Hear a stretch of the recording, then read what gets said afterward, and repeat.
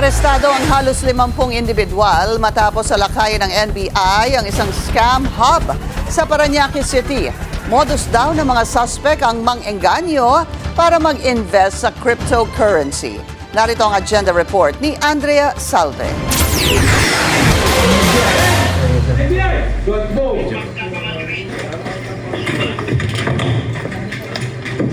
Nanggagalaw. May sapato. Mabilis na nagtakip ng kanilang mukha ang mga babaeng ito na naabutan ng NBI Special Action Unit sa gitna ng pagtatrabaho sa pinaniniwalaang online scam hub sa isang condo building sa Parañaque City.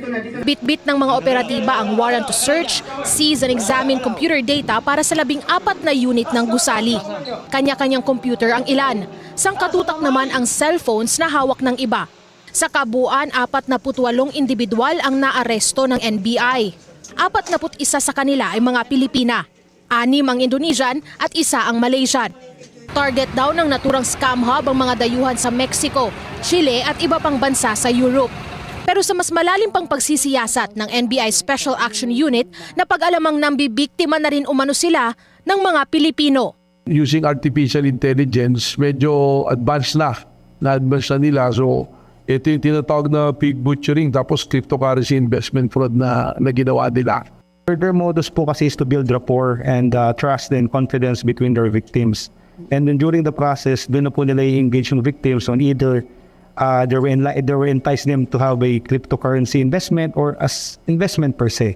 Sa isinagawang digital forensic investigation, nadiskubre rin ang mga script na tipikal na ginagamit ng online scam hub sa kanilang panloloko. Babala naman po sa mga kababayan namin na gustong kumita kaagad ng instant na pera na gagamitin po ang ganitong pagsasamantala.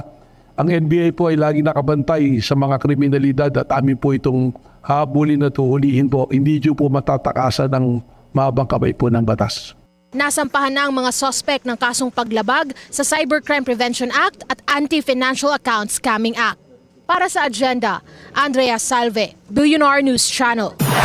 Mag-follow sa aming mga social media accounts at mag-subscribe sa aming YouTube channel para sa pinakahuli at eksklusibong mga balita.